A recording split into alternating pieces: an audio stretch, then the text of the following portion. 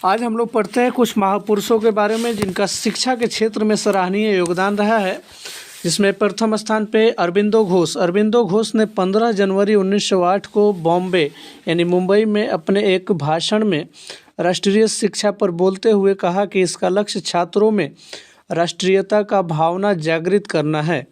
इसलिए अपने पूर्वजों के साहसिक कार्यों पर गहराई से चिंतन करना आवश्यक होगा। शिक्षा को मातृभाषा में होना चाहिए। जी हाँ, शिक्षा को मातृभाषा में होना चाहिए ताकि यह अधिक से अधिक लोगों तक पहुंच सके। अरबिंदो घोष ने इस बात पर भी बल दिया कि यद्यपि छात्रों को अपने मूल के साथ जुड़े रहना चाहिए, फिर भी उनको आधुनिक वैज्ञानिक आविष्कारों तथा लोकप्रिय शासन व्यवस्था के संदर्भ में पश्चिमी देशों के अनुभव का भी भरपूर लाभ उठाना चाहिए। इसके अतिरिक्त छात्रों को कोई हस्तकला भी सीखनी चाहिए ताकि वे स्कूल छोड़ने पर यथासंभव रोजगार पा सके। यानी कि इन्होंने एक तरीके से प्रोफेशनल एजुकेशन की भी बात कही है कि ये भी होना चाहिए। आगे हम लोग चर्चा करते हैं महात्मा गांधी जी की। महात्मा गांधी की दृढ़ मान्यता थी कि शिक्षा केवल भारतीय भाषाओं में ही दिया जाना चाहिए। उनके मुताबिक अंग्रेजी में दी जा रही शिक्षा भारतीयों को अपाहिज बना देती है। उसने उन्हें अपने सामाजिक परिवेश से काट दिया है और उन्हें अपनी ही भूमि पर अजनबी बना दिया है। लेकिन इनका मानना है कि अंग्रेजी भाषा जो है अपने ही ज़मीन पर अजनबी बना दिया है हम लोगों को। महात्मा गांधी की राय में विदेशी भाषा बोलने वाले, स्थानीय संस्कृति से घृणा करने वाले अंग्रेजी शिक्षित भारतीय अपनी जनता से जुड़ने के तौर तरीके भूल चुके हैं। उनका मानना है कि जो लोग अंग्रेजी ज़्यादा जानते हैं वो अपने संस्कृति को भुला देते हैं। रविंद्रनाथ टैगोर, जी हाँ, अब बात करते हैं रविंद्रनाथ टैगोर की। रविंद्रनाथ टैगोर, जी हाँ, रविंद्रनाथ टैगोर शांति निकेतन संस्था के संस्थापक थे, जिन्होंने शांति निकेतन की स्थापना 1901 में की थी। टैगोर का मानना था कि सृजनात्मक शिक्षा को केवल प्राकृतिक परिवेश में ही प्रोत्साहित किया जाना चाहिए। इसलिए उन्होंने कलकत्ता से 100 किलोमीटर दूर एक ग्रामीण परिवेश में अपना स्कूल खोलने का फैसला किया। उन्हें यह जगह निर्मल शांति से भरी यानी शांति निकेतन दिखाई दी, जहां प्रकृति के साथ जीते हुए बच्चे अपनी स्वाभाविक सृजनात्मक मेधा को और विकसित कर सकते थे। अब बात करते हैं राजा राम मोहन राय जी के बारे में। राजा राम मोहन राय ने कलकत्ता में ब्रह्म समाज के नाम से एक सुधारवादी संगठन बनाया था, जिसे बाद में ब्रह्मो समाज के नाम से जाना गया। राजा राम मोहन राय इस बात से काफ़ी दुखी थे कि विधवा औरतों को अपनी ज़िंदगी में भारी कष्टों का सामना करना पड़ता है। इसी बात को ध्यान में रखते हुए उन्होंने सती प्रथा के खिलाफ मुहिम छेड़ी थी। राजा राम मोहन राय ने संस्कृत, फारसी तथा अन्य कई भारतीय यूरोपीय भाषाओं के अच्छे शिक्षा हासिल किए थे। उन्होंने अपने लेखन के जरिए यह सिद्ध करने का प्रयास किया कि प्राचीन ग्रंथों में विधवाओं को जलाने की अनुमति कहीं नहीं दी गई है। 1829 में सती प्रथा पर पाबंदी लगा दी गई। आगे बात करते हैं स्वामी विवेकानंद जी के बारे में। स्वामी विवेकानंद ने 1875 में आर्य समाज की स्थापना की थी। आर्य समाज ने हिंदू धर्म को सुधारने का प्रयास किया था। इन्होंने विधवा पुनर्विवाह, जी हाँ, विधवा पुनर्विवाह का भी समर्थन किया था। महिलाएं जाति एवं सुधार पे इन्होंने बहुत काम किया था। अब आगे बात करते हैं जी हाँ ज्योतिबा राव फुले जी के बारे में। जी हाँ, ज्योतिबा राव फुले जी के बारे में बात करते हैं, जो कि गुलामगिरी के राइटर थे। निम्न जाति नेताओं में ज्योतिबा राव फुले सबसे मुखर नेताओं में से थे। 1827 में जन्मे ज्योतिबा राव फुले ने ईसाई प्रचारकों द्वारा खोले गए स्कूलों में शिक्षा पाई थी। उन्होंने जाति आधारित समाज में फैले अन्याय के बारे में अपने विचार व्यक्त किए। उन्होंने ब्राह्मणों के इस दावे पर खुलकर हमला बोला कि आर्य होने के कारण वे औरों से श्रेष्ठ हैं। फुले का तर्क था कि आर्य विदेशी थे जो उपमहाद्वीप के बाहर से आए थे और उन्होंने इस मिट्टी से असली वारिसों यानी कि असली वारिस जिसका हक था पहले से, उसके आने से पहले जिसका हक था, यहाँ रह रहे मूल निवासियों को हराकर उन्हें गुलाम बना लिया था। जब आर्यों ने अपना प्रभुत्व स्थापित कर लिया तो वे पराजित जनता को नीच निम्न जाति का मानने लगे थे। फुले के अनुसार ऊंची जातियों का उनकी जमीन और सत्ता पर कोई अधिकार नहीं है। यह धरती यहाँ के लोगों की है। आगे हम लोग जिक्र करते हैं और भी हमारे महापुरुष हैं, जैसे कि एक बार चर्चा कर लेते हैं हम लोग मौलाना आज़ाद के बारे में। जी हाँ, मौलाना आज़ाद को कौन नहीं जानता, जिनका जन्म मक्का में हुआ था। उनके पिता बंगाली और माँ अरब मुल्की थी। जी हाँ, मौलाना आज़ाद के पिता बंगाली थे और माँ अरब मुल्की थी। बहुत सारी भाषाओं के जानकार आज़ाद इस्लाम के विद्वान और वहादते दिन यानी कि सभी धर्मों की बुनियादी एकता के हिमायती थे। गांधीवादी आंदोलनों में हमेशा सक्रिय रहने वाले और हिंदू मुस्लिम एकता के पक्के हिमायती थे। उन्होंने जिन्ना के 2 राष्ट्र सिद्धांत का बहुत विरोध किया। आगे हम लोग पढ़ते हैं सरदार वल्लभ भाई पटेल के बारे में। सरदार वल्लभ भाई पटेल ने 1945 से 1947 के दौरान आज़ादी के लिए चली वार्ताओं में एक अहम भूमिका अदा की थी। पटेल नादियाड गुजरात के एक गरीब किसान व्यवसायी परिवार में जन्मे थे। 1918 के बाद स्वतंत्रता आंदोलन की अगली कतार में रहने वाले पटेल 1931 में कांग्रेस के अध्यक्ष भी रहे। यानी कि सरदार पटेल 1931 में कांग्रेस के अध्यक्ष भी रहे। तो ये रही कुछ जानकारियाँ, थोड़ा सा हम लोग चर्चा कर लेते हैं यहाँ पर। कुछ या तो जैसे मार्च वगैरह निकला था, कुछ आंदोलन थे, उसके बारे में। चलिए यहाँ पे हम जिक्र कर लेते हैं। महात्मा गांधी जी जब 46 वर्ष की उम्र में 1915 में दक्षिण अफ्रीका से लौटे थे, तो वहाँ पे उन्होंने नस्ल भेदी पाबंदियों के खिलाफ अहिंसक आंदोलन चला रहे थे और अंतर्राष्ट्रीय स्तर पर उनकी अच्छी मान्यता थी और लोग उनका आदर करते थे। आंदोलनों की वजह से उन्हें हिंदू, मुसलमान, पारसी और ईसाई, गुजराती, तमिल और उत्तर भारतीय उच्च वर्गीय व्यापारी, वकील और मजदूर सब तरह के भारतीयों से मिलने का मौका मिला था। उनके शुरुआती प्रयास चंपारण, खेड़ा और अहमदाबाद के स्थानीय आंदोलनों के रूप में सामने आए। 1918 में अहमदाबाद में उन्होंने मिल मजदूरों की हड़ताल का सफलतापूर्वक नेतृत्व किया।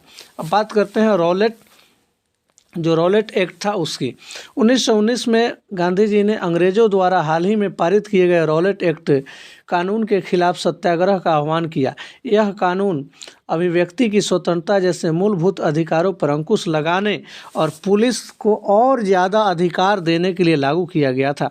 महात्मा गांधी, मोहम्मद अली जिन्ना तथा अन्य नेताओं का मानना था कि सरकार के पास लोगों की बुनियादी स्वतंत्रताओं पर अंकुश लगाने का कोई अधिकार नहीं है। उन्होंने इस कानून को शैतान की करतूत और निरंकुशवादी बताया। गांधी जी ने लोगों से आह्वान किया कि इस कानून का विरोध करने के लिए 6 अप्रैल 1919 को अहिंसक विरोध दिवस के रूप में, अपमान व याचना दिवस के रूप में मनाया जाए। और रॉलेट एक्ट के खिलाफ जो सत्याग्रह थी, ब्रिटिश सरकार के खिलाफ थी और ये पहला अखिल भारतीय संघर्ष था। बैसाखी, जी हाँ, बैसाखी जो कि पंजाब में पर्व मनाया जाता है 13 अप्रैल को। तो बैसाखी 13 अप्रैल के दिन अमृतसर में जनरल डायर द्वारा जालियांवाला बाग में किया गया हत्याकांड इसी दमन का हिस्सा था। इस नरसंहार पर रविंद्रनाथ टैगोर ने अपनी पीड़ा और गुस्सा जताते हुए अंग्रेजों से मिली हुई नाइटहुड की उपाधि वापस लौटा दी। नाइटहुड की उपाधि तब दी जाती है, देखिए, ये ब्रिटिश राजा या रानी की तरफ से किसी व्यक्ति की अप्रीतम व्यक्तिगत सफलताओं या जन सेवा के लिए दी जाने वाली उपाधि थी। अब बात करते हैं खिलाफत आंदोलन और असहयोग आंदोलन। 1920 में अंग्रेज़ों ने तुर्की के सुल्तान, यानी कि तुर्की में खलीफा पद चलता था उस समय, सुल्तान खलीफा पर बहुत सख्त संधि थोप दी थी। जालियांवाला बाग हत्याकांड की तरह इस घटना पर भी भारत के लोगों में भारी गुस्सा था। भारतीय मुसलमान यह भी चाहते थे कि पुराने ऑटोमन साम्राज्य में स्थित पवित्र मुस्लिम स्थानों पर खलीफा का नियंत्रण बना रहना चाहिए। खिलाफत आंदोलन के नेता मोहम्मद अली और शौकत अली अब एक सर्वव्यापी असहयोग आंदोलन शुरू करना चाहते थे। गांधी जी ने उन्हें आह्वान का समर्थन किया और कांग्रेस से आग्रह किया कि वह पंजाब में हुए अत्याचारों और खिलाफत के मामले में हुए अत्याचार के विरुद्ध मिलकर अभियान चलाए और स्वराज की मांग करे। इसी दौरान यानी असहयोग आंदोलन के बाद हुई एक और घटना 1922 की जो चौरा चौरी कांड के बारे में हम लोग पढ़ते हैं। महात्मा गांधी हिंसक आंदोलनों के विरुद्ध थे, यानी कि वह हिंसा नहीं चाहते थे। इसी कारण फरवरी 1922 में जब किसानों की एक भीड़ ने चौरा चौरी पुलिस थाने पर हमला कर उसे जला दिया, तो गांधी जी ने अचानक असहयोग आंदोलन वापस ले लिया। उस दिन 22 पुलिस वाले मारे गए थे, जिंदा जला दिए गए थे। किसान इसलिए बेकाबू हो गए थे क्योंकि पुलिस ने उनके शांतिपूर्ण जुलूस पर गोली चलवा दी थी। दांडी मार्च यात्रा की बात करते हैं। दांडी मार्च 1930 में गांधी जी ने ऐलान किया कि वह नमक कानून तोड़ने के लिए यात्रा निकालेंगे। उस समय नमक के उत्पादन और बिक्री पर सरकार का एक अधिकार होता था, यानी केवल ब्रिटेन के ही लोग, ब्रिटिश गवर्नमेंट ही नमक बेच सकती थी। महात्मा गांधी और अन्य राष्ट्रवादियों का कहना था कि नमक पर टैक्स वसूलना पाप है, क्योंकि यह हमारे जीवन का एक बुनियादी हिस्सा होता है। नमक सत्याग्रह ने स्वतंत्रता की व्यापक चाह को लोगों की एक खास शिकायत सभी से जोड़ दिया था और इस तरह अमीरों और गरीबों के बीच मतभेद पैदा नहीं होने दिया। गांधी जी और उनके अनुयायी साबरमती से 240 किलोमीटर दूर स्थित दांडी तट पैदल चलकर गए और वहां उन्होंने तट पर बिखरा नमक इकट्ठा करते हुए नमक कानून का सार्वजनिक रूप से उल्लंघन किया। 1920 के दशक की शुरुआत से ही राष्ट्रीय आंदोलन में सक्रिय सरोजिनी नायडू दांडी यात्रा के मुख्य नेताओं में से एक थी। भारतीय राष्ट्रीय कांग्रेस के अध्यक्ष पद पर पहुंचने वाली वह पहली महिला थी। भारत छोड़ो आंदोलन, जी हाँ, 1942 में महात्मा गांधी ने दूसरे विश्व युद्ध के बाद भारतीय जनता से आह्वान किया कि करो या मरो के सिद्धांत पर चलते हुए अंग्रेजों के विरुद्ध अहिंसक ढंग से संघर्ष किया जाए। आगे साइमन कमीशन, जी हाँ, साइमन कमीशन 1927 में इंग्लैंड में बैठी ब्रिटिश सरकार ने लॉर्ड साइमन की अगुवाई में एक आयोग भारत भेजा था। जी हाँ, लॉर्ड साइमन की अगुवाई में एक आयोग भारत आया था 1927 में। इस आयोग को भारत के राजनीतिक भविष्य का फैसला करना था। इस आयोग में कोई भारतीय प्रतिनिधि नहीं था। इस फैसले की वजह से भारत में भारी असंतोष पैदा हुआ। सभी राजनीतिक संगठनों ने भी आयोग के बहिष्कार का फैसला किया। जब कमीशन के सदस्य भारत पहुंचे तो प्रदर्शनों के साथ उनका स्वागत किया गया। प्रदर्शनकारियों का नारा था, साइमन वापस जाओ। पूर्ण स्वराज, जवाहरलाल नेहरू की अध्यक्षता में 1929 में पूर्ण स्वराज का प्रस्ताव पारित किया गया। इस प्रस्ताव के आधार पर 26 जनवरी 1930 को पूरे देश में स्वतंत्रता दिवस मनाया गया। आगे बात करते हैं क्रांतिकारी राष्ट्रवादियों की। भगत सिंह, चंद्रशेखर आजाद, सुखदेव और उनके जैसे अन्य क्रांतिकारी राष्ट्रवादियों औपनिवेशिक शासन तथा अमीर शोषक वर्गों से लड़ने के लिए मजदूरों और किसानों की क्रांति चाहते थे।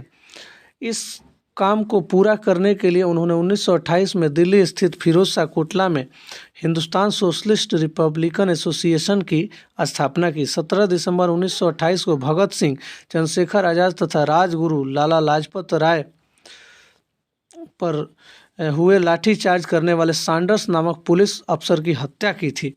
जी हाँ, भगत सिंह, चंद्रशेखर आजाद एवं राजगुरु ने 1928 में सैंडर्स की हत्या कर दी थी। सैंडर्स ने ही लाठी चलवाया था लाला लाजपत राय पर। इसी लाठीचार्ज के कारण बाद में लाला लाजपत राय की मृत्यु भी हो गई थी।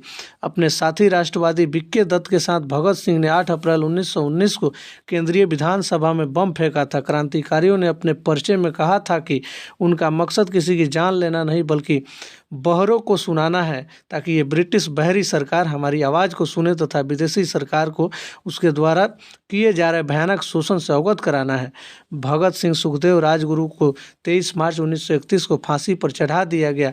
उस समय भगत सिंह की आयु सिर्फ 23 साल की थी। चलिए इसी में हम लोग बात कर लेते हैं राज्यों के पुनर्गठन के बारे में। जी हाँ, राज्यों का पुनर्गठन 1920 के दशक में स्वतंत्रता संघर्ष की मुख्य पार्टी भारतीय राष्ट्रीय कांग्रेस ने आश्वासन दिया था कि जैसे ही देश आज़ाद हो जाएगा प्रत्येक बड़े भाषाई समूह का अपना अलग प्रांत होगा।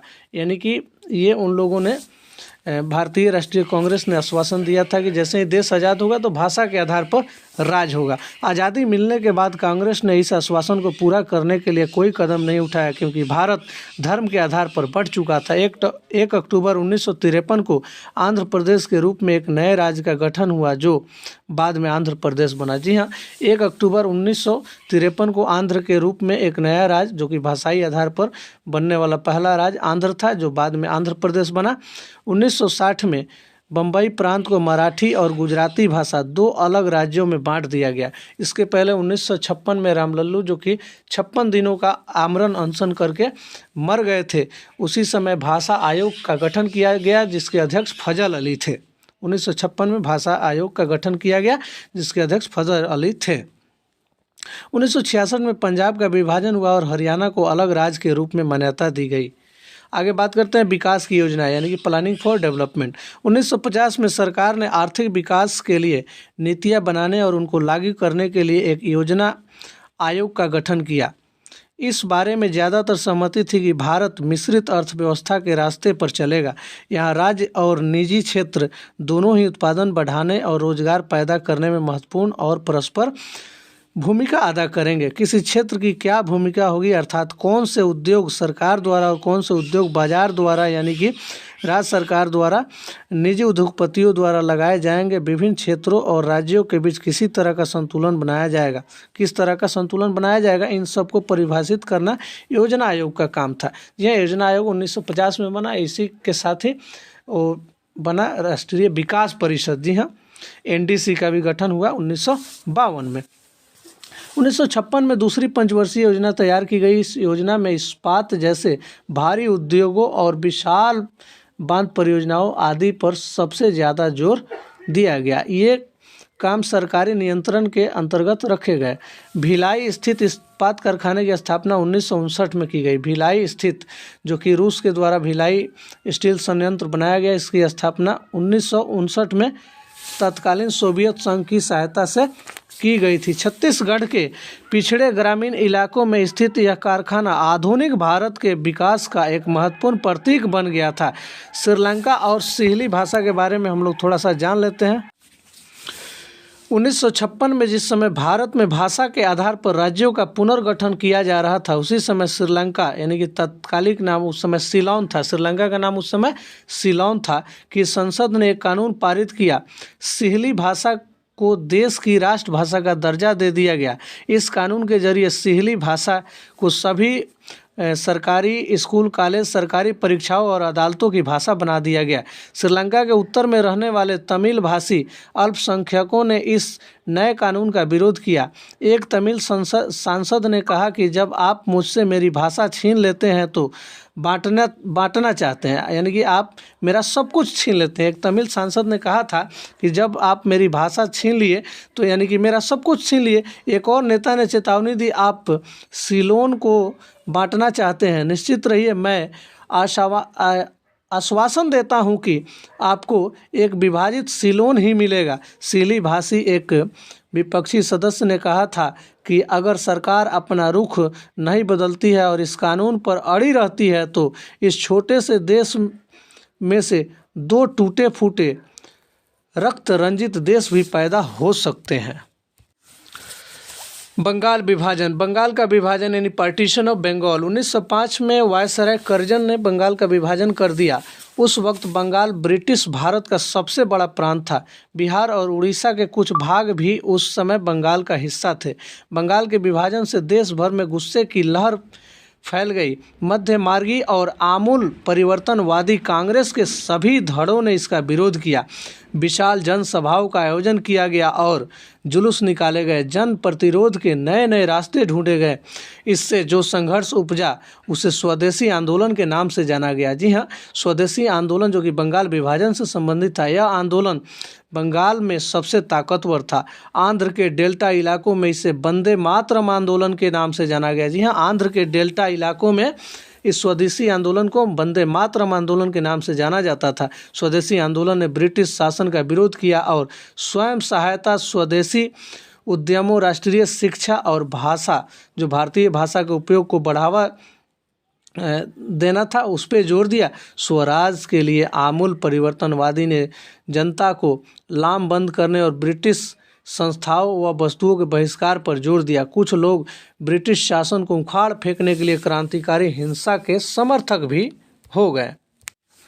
जी हाँ, ब्रह्म समाज की स्थापना 1830 में की गई। आपको पहले ही बता दिए हैं कि ब्रह्म समाज की स्थापना राजा राम मोहन राय द्वारा किया गया था। आगे हम लोग बढ़ते हैं। ब्रह्म समाज अक्सर उपनिषदों में विश्वास करते थे। इसके सदस्यों को अन्य धार्मिक प्रथाओं या परंपराओं की आलोचना करने का अधिकार नहीं था। ब्रह्म समाज ने विभिन्न धर्मों के आदर्शों, खास तौर से हिंदुत्व और ईसाई धर्म के विचारों की आलोचनात्मक व्याख्या करते हुए उनके नकारात्मक और सकारात्मक पहलुओं पर प्रकाश डाला। केशव चंद्र सेन ब्रह्म समाज के मुख्य नेताओं में से एक थे। केशव चंद्र सेन ब्रह्म समाज के नेताओं में से प्रमुख थे। आगे हम लोग देखते हैं डेरेजियो एवं यंग बंगाल। डेरेजियो एवं यंग बंगाल 1820 के दशक में हेनरी लुई बिबियन डेरेजियो, जी हाँ याद करिएगा, 1820 के दशक में Henry Louis Vivian Derozio Hindu college Calcutta में अध्यापक थे। जो डेरेजियो था हिंदू कॉलेज कलकत्ता में संस्थापक था। उन्होंने अपने विद्यार्थियों को आमूल परिवर्तनकारी विचारों से अवगत कराया और उन्हें तमाम तरह की सत्ता पर सवाल खड़ा करने के लिए प्रोत्साहित किया।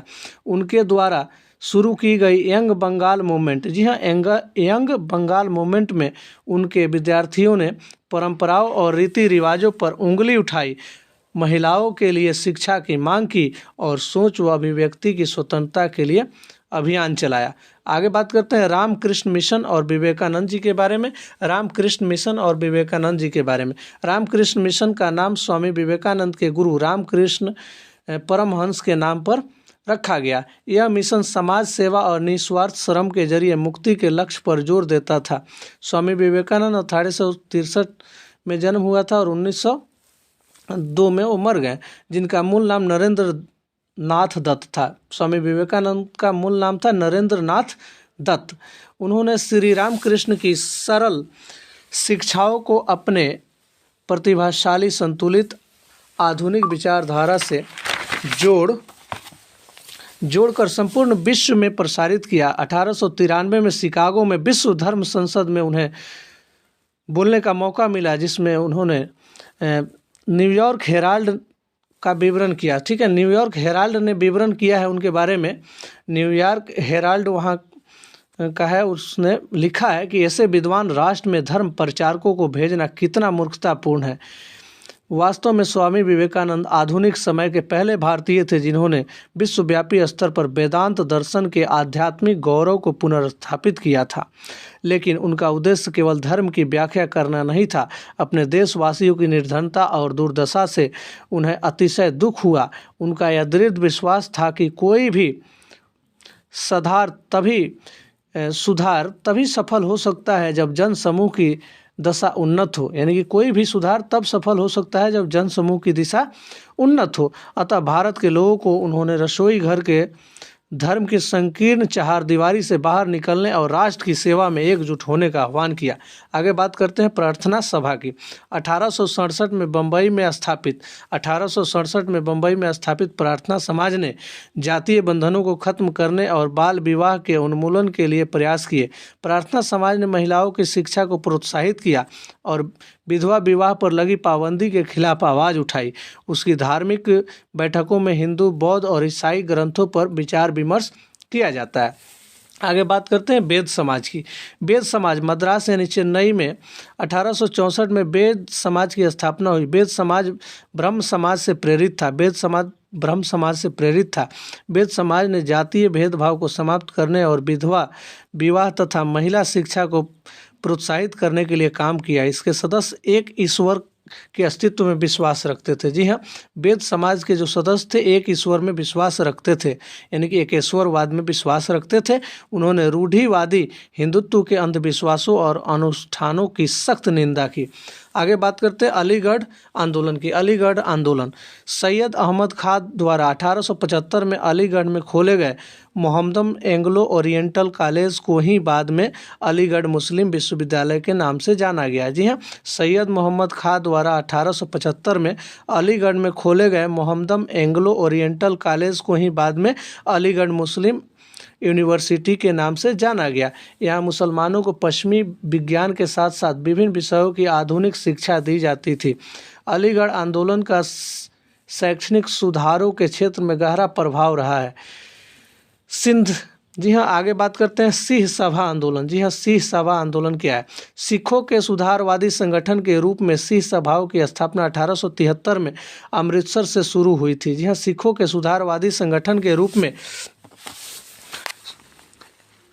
रूप में सिंह सभाओं की स्थापना 1873 में अमृतसर से शुरू की गई थी। बाद में 1879 में लाहौर में भी सिंह सभा का गठन किया गया। इस सभाओं ने सिख धर्म को अंधविश्वासों, जातीय भेदभाव और ऐसे आचरण जिसे वे गैर सिख समझती थी से मुक्त कराने का प्रयास किया। उन्होंने सिखों को शिक्षा के लिए प्रोत्साहित किया, जिसमें अक्सर आधुनिक ज्ञान के साथ सिख धर्म के सिद्धांतों को भी पढ़ाया जाता था।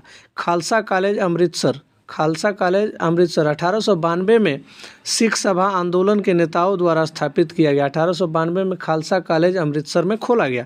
राष्ट्रवाद का उदय यानी कि द इमर्जेंस ऑफ नेशनलिज्म। राष्ट्रवाद, भारत का मतलब है यहाँ की जनता। भारत यहाँ रहने वाले किसी भी वर्ग, रंग, जाति, पंथ, भाषा का, जेंडर वाले तमाम लोगों का घर है।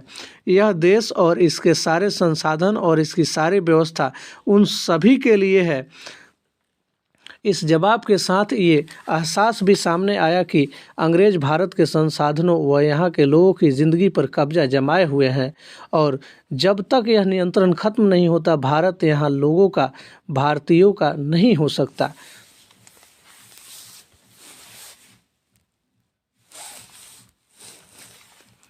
चलिए आगे बढ़ते हुए देख लेते हैं 1870। जी हाँ, 1870 और 1880 के दशक में बने राजनीतिक संगठनों में यह चेतना और गहरी हो चुकी थी। इनमें से ज़्यादातर संगठनों की बागडोर वकील आदि अंग्रेजी शिक्षित पेशेवरों के हाथ में थी। पूना सार्वजनिक सभा, इंडियन एसोसिएशन, मद्रास महाजन सभा, बॉम्बे रेजिडेंसी एसोसिएशन और भारतीय राष्ट्रीय कांग्रेस आदि इस तरह के प्रमुख संगठन का स्थापना उस समय किया गया था। संप्रभुता, जी हाँ, जिसको सवर्निटी बोलते हैं, एक आधुनिक विचार और राष्ट्रवाद का बुनियादी तत्व होता है। संप्रभुता एक आधुनिक विचार और राष्ट्रवाद का बुनियादी तत्व होता है। ये संगठन इस धारणा से चलते थे कि भारतीय जनता को अपने मामलों के बारे में फैसले लेने की आज़ादी होनी चाहिए। 1870 और 1880 के दशकों में ब्रिटिश शासन के प्रति असंतोष और गहराता गया। 1878 में आर्म्स एक्ट पारित किया गया, जिसके जरिए भारतीयों द्वारा अपने पास हथियार रखने का अधिकार छीन लिया गया। जी हाँ, 1878 में आर्म्स एक्ट के द्वारा ये घोषणा किया गया ब्रिटिश सरकार की तरफ से कि कोई भी भारतीय आर्म्स नहीं रखेगा, यानी हथियार नहीं रखेगा।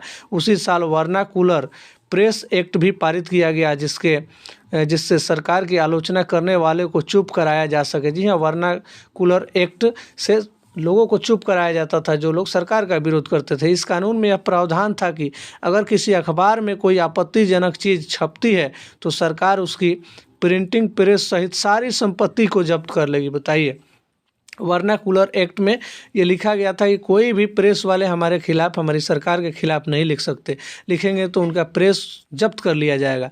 1883 में सरकार ने इल्बर्ट बिल लागू किया। 1883 में सरकार ने इल्बर्ट बिल लागू करने का प्रयास किया।